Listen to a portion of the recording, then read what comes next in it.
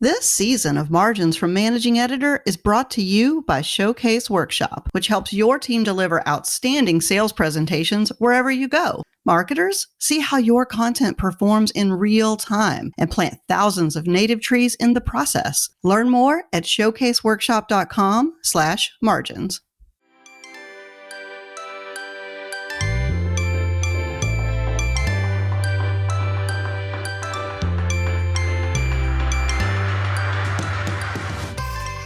From Managing Editor Magazine, this is Margins.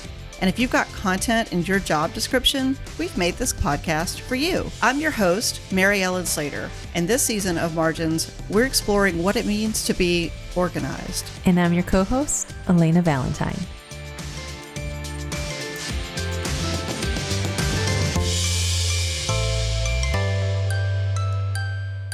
I recently learned that I don't organize time inside my own brain the way that apparently most other people do. I was surprised to learn that other people apparently have like internal clocks that tell them, hey, 15 minutes have passed, 5 minutes have passed, like whatever.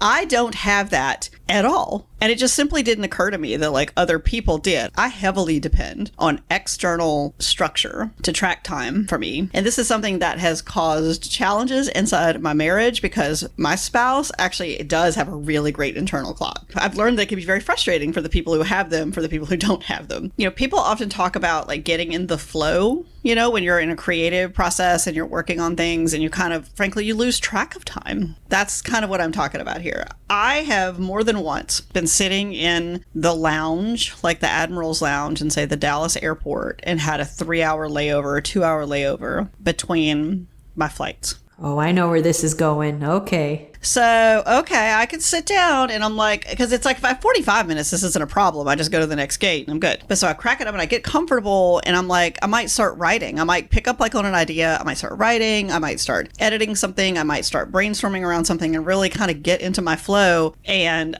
then I will look up and I will realize that I have missed my flight. And I have not done just once. I've done this probably a half a dozen times, like in my adult life. And being married to someone, you know, who is also someone I work with, you know, we work in the business together too. She is baffled by this. Like, how could you not know that an hour has passed? I mean, so obviously getting home that late and miss my flight, like it causes all kinds of disruptions. And I would say early on in our marriage, like it was definitely a point of tension. And it's like now I think she's come to see that this isn't something I'm doing on purpose. Like I just genuinely, truly lose track of time. How does this work for you? How do you think about your time? Well, it has changed over time. And I think part of it is I have started to think about time certainly based on the tasks I know I have planned that day, but even more so time bounding them so that it does allow me to have a bit of a stop cue to reset,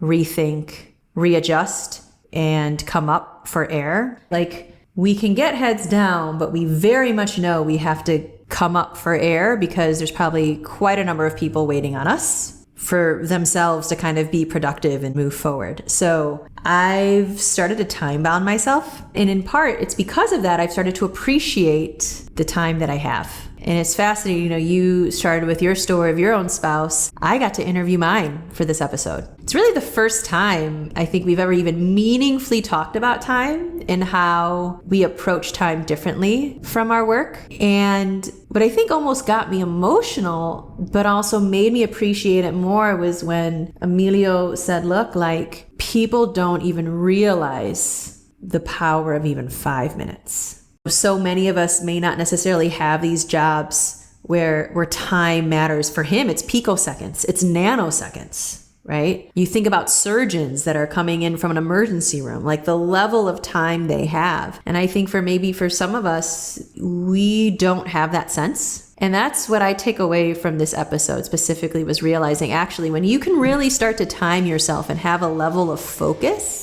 of how you're spending your time, you actually start to appreciate it more and realize you can get a lot more done than you think.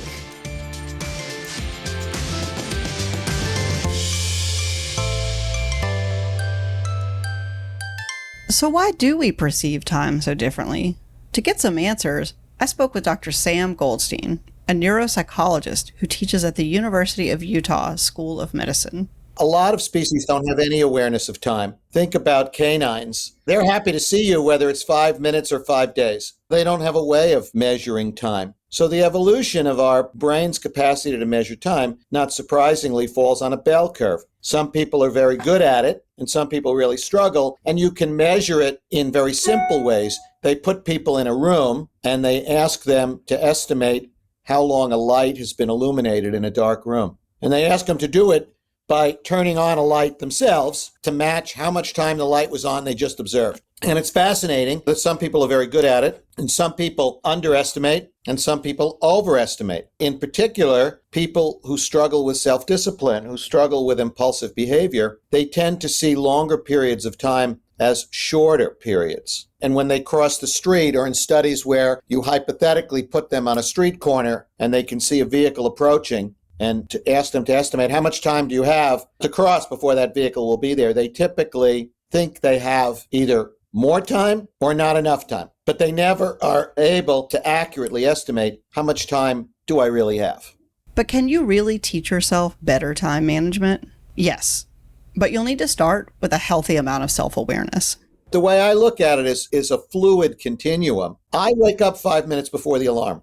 For me, 75% is internal. I still need external. I'm managing a large clinic, so I need extrinsic management tools, understanding your challenges and using your assets to manage your challenges, rather than trying to fix your adversities, to understand they are who you are and to manage them. And that kind of continuum philosophy is one of the things I talk about. Where are you on that continuum? To what extent do you need extrinsic or external cues, reminders, structure, programs to manage yourself effectively, to be who you want to be and reach whatever threshold of performance you want to reach? We're not talking about bowling, where, hey, here's the high score. No matter how well you bowl, you can't bowl any better than that. There's always another level of performance. And knowing where you fall, how much external prosthesis do I need, I think is critical for anybody, whether you're a student or whether you're in business, or even whether you're trying to manage your time on the weekend. And by the way, if you're struggling with time management, don't be too hard on yourself. As Sam reminds us, the human mind is full of mystery.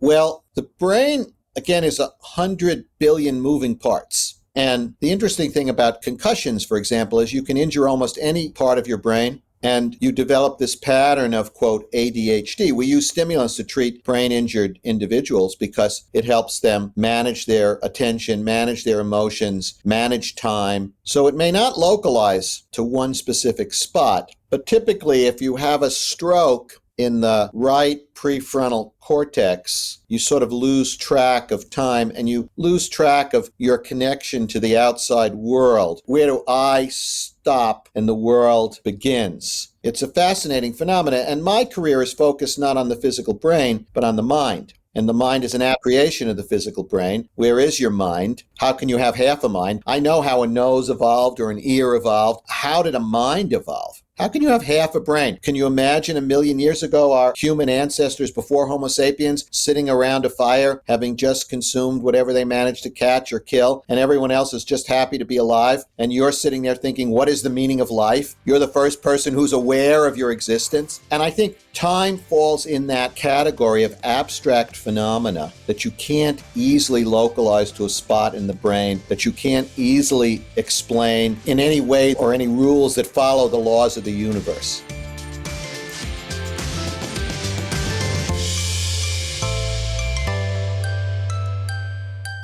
Hi there, Internet. I'm from New Zealand. When we're not being really good at sports no one else plays, we're making software that gives complete visibility of how your marketing material is being used.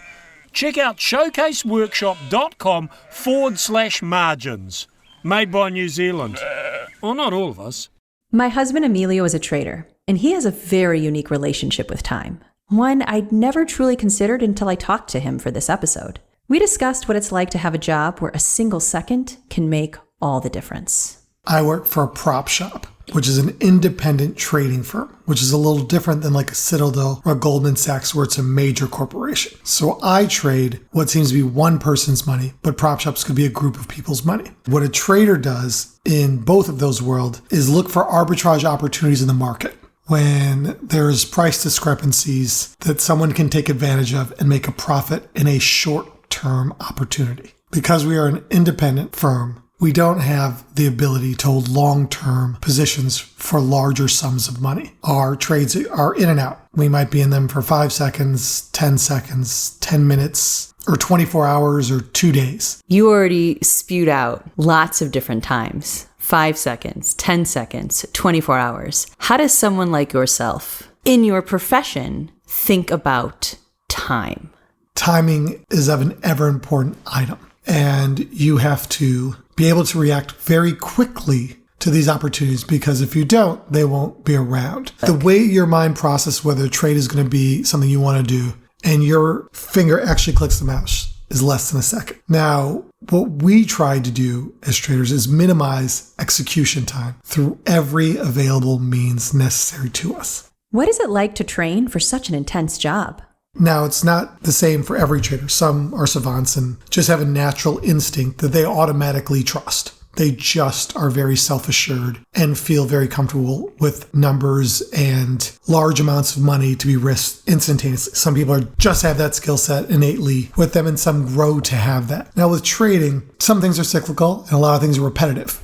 The same players exist in the market, and at all times, new players enter the market, and you can start to notice patterns. And you may not get the first opportunity. You might miss that because it took you a second to understand it. But that will happen again within a frame of a standard deviation of that example. And that's where your instinct gets built. So you start seeing this happen repeatedly. You find out how to take advantage of it. I get confidence through repetition. So the more I see it, the more I do it, the more instinctually I am to just click that trigger because it all feels that same way. And when you do that, you get very comfortable and you start to understand the market. Just like walking through your neighborhood. You can notice when a house gets remodeled because you walk by that house hundreds of times and something just looks a little different. The same thing happens in the market as those same signs. And the more screen time you have, the more confident you can become in your decision making. You now know what to look for. What have taken you 3 seconds before might take you 1 second now. And the difference between 3 seconds and 1 second is what? Is a lifetime. Most trading firms deal in nanoseconds and picoseconds. So when you are deducting time in whole seconds, it's the complete difference of executing a trade and not executing a trade. It's everything. I mean, there'd be firms that would pay hundreds of millions of dollars to shave seconds off of something. You just don't get those opportunities. You don't have technology that can involve seconds. How has technology affected time in an industry like yours? In every way humanly possible. From the base of a fiber optic cable being upgraded to the types of servers, to overclock servers, to FPGA cards, to satellites. The constant evolution of saving time is everything we do. Time is essential in the type of trading that we do. And if we don't stay competitive, regardless of our strategy, there's just too many other people doing very similar things. We would be phased out. So staying and investing in technology and time is something we need to do and think about daily. The biggest surprise for most people that come in is they don't realize the attention span a job in trading requires. Most jobs, people can look down at their phone or pull up Yahoo and read an article or check a personal email or even take a personal call. Every minute in trading, you're not looking at that screen. You could be missing your day's trading opportunity. People allocate time all day long to things that they don't see as luxurious things to have. And then they're just wasting their time. Markets evolve just like anything. Products evolve, trading evolves, strategy evolves. Hindsight's 2020. You realize how much missed opportunity there was. If you just understood the markets, you do now. Time is just as important as it always is. You just now know how to better use it to take advantage of the markets. You now know what to look for. So how has being a trader affected Emilio's relationship with time? Time is truly a luxurious item to have. And if you know how to use it wisely, it's a superpower in and of itself. Allocating the time to accomplish the tasks in a day is something that needs to be forethought and forecasted and planned. I mean, there's countless books about Navy SEALs on why they say to wake up at 4 a.m. Because those times between 4 and 6, no one's awake, there's no phone calls, there's no emails. I mean, how you use your time is paramount to how you live your life. So I think time is one of those things that I appreciate in a very sincere form. And I know there's certain things I like to allocate more time to in a day, like cleaning a car or eating a meal at a very specific pace, of which I enjoy, or showering for 30 minutes because I can to make myself feel better. When I allocate larger amounts of time to things, it feels luxurious, and I make sure to enjoy that feeling and embrace it. How important is 5 minutes? It's as important as that person can make it.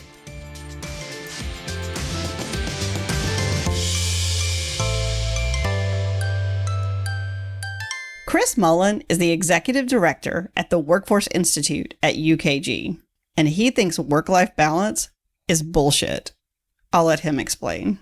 I think it's a lie, a fallacy. When I get on stage and I talk about people's work and life and how the two come together, and I say, hey, what comes to mind when I say work-life balance? 9 out of 10 times, someone is going to say a scale. Right? This proverbial scale. On one side you have work, on one side you have life. For you to get work-life balance between those two domains or spheres, it needs to be absolutely perfect. That's what a scale is. It has to be perfect for it to be balanced. And to me, that just kept seeming to me like, wow, this is unattainable for me. What makes Chris so sure about this?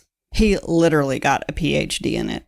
So I had to scour all the literature out there on work-life balance, on spillover theory and family conflict theory. And then I did my own research where I interviewed professionals about their work and their life. And what I came to find out in my research was work-life balance, it really was. No one could get it. No one. No one was happy with it. So I started to think about if it's not about the balance, what is it about? And it came through that it was more about work-life satisfaction. Everyone I meet, we're all in different seasons. We have different circumstances. Some folks have children, some folks don't. And your satisfaction and mine could be different. And in fact, I had 2 participants. One of them, he had adult children. They'd moved out of the house. He worked all the time. And so I said, okay, when you go home, what do you do? He goes, well, I have dinner with my wife. I said, well, what do you do afterwards? He goes, we go out to like a play or a program. I go, oh my gosh, where? He goes, back to the university. He worked at the university. So he went back to work. But for this guy, on a scale of 1 to 10, he was like an 8 or a 9 with satisfaction because that's just what he loved to do, where he was in his life. He was probably late 50s. So that's just early 60s. That's where he was in his life. Now, there was another gentleman. He used to work in New York City as a counselor in hospitals. He was working all the time on the subway to and from work. Couldn't stand it. Moved out Midwest to take a 9 to 5 job. And at 5 o'clock, done.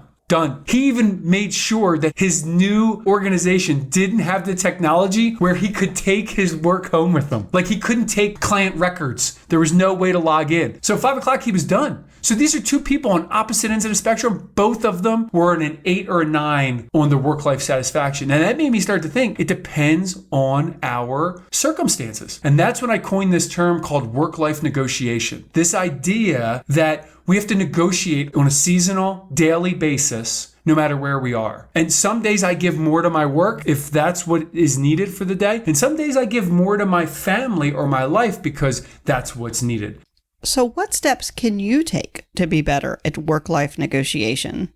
Chris starts by asking his clients to rate different areas of their life. What people need to understand is when you go through an activity like that where you rate all the different categories in your life, like work and finances and relationships, sometimes what you need to work on may not be the lowest score. And what I mean by that is when I was working on my PhD, my score with like relationships with friends, was super low because all I had time for was my family, my work, and my degree. But if I could get my financial to move a click or 2, 1 or 2 up on a scale of 1 to 10, that made a bigger difference than if I spent all my time with friends. So there's some of the conversations that I have with my clients is what would have the most impact, not what's the lowest, what's going to have the most impact on your life. And so how do we work on those areas? Because that will increase your satisfaction quicker. And a lot of times, like working out, the more consistently you go, the more disciplined you are, it starts to create habits. As I dig deeper into like the more tactical, this is all the strategic piece of the work-life negotiation. The more tactical is you got to take care of yourself before you can take care of others. Too many people, and as a mom, I know you can relate to this, too many people take care of everybody else and forget themselves. And I just say, we just need to be selfish sometimes. If you can take care of yourself once a day by either going to the gym, doing your reading, whatever is important to you for self-care, then that's what you need to do because then you're a happier person for everybody else. You're more satisfied. You can deal with whatever fire comes your way. day. And so what I tell people is pick one thing. Don't go nuts and try and do 7 different things right now. Pick one. And what I say is make it movable, not removable. So when you think about your calendar, put it on your calendar, schedule it, because if it gets scheduled, it gets done. But if something comes up, move it. Don't remove it.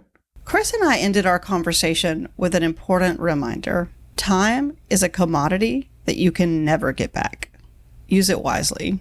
Well, for me, it is that commodity that we can never get back. With children, I am constantly thinking about the time I spend with them. Is it valuable time for them? And I haven't traveled for work in a year and a half. When it comes to time, I take kids on a business trip before the pandemic. I let them pick a business trip to go with me on, each one individually, so they can see me at work and they can also spend quality time with me alone, where I kind of get to be dad, and also they can see what it's like out in the working world. To the point of the theme of being organized, I constantly question, what can I organize better? And I'm not saying that things are clean or tidy, but I'm saying, how can I be more productive so that I can spend my time doing the things that I want to do? Whether that's using technology to help schedule meetings better, like Calendly, and there's other things with Microsoft, to how do we create processes that streamline things. That doesn't mean I don't do things I don't like. Still do things I don't like. Every job we have that. But the more we can create value in what we like to do, the better it is for us, better it is for our organizations.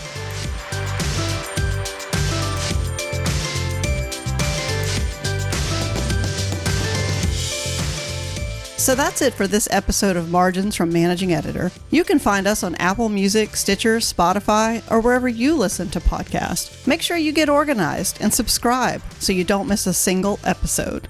And if you like what you hear, share us with your friends and rate us on your favorite podcast platform. If you'd like to hear more from the Managing Editor team, there's an easy way to do that. We send out an email every Friday morning, and you can join the club at managingeditor.com/subscribe. Thanks again to Showcase Workshop, the exclusive sponsor of this season of Margins. With Showcase Workshop, all of your marketing and sales collateral is organized in one place, ready to present to prospects on your device or by email. And it even helps plant thousands of native trees, making the world a better place too. Learn more at showcaseworkshop.com/margins. And a special thanks to the 3 clock blockers who made this episode possible. Producer Rex New, audio editor Marty McPadden, and assistant producer Michael Thibodeau. We'll see y'all next time.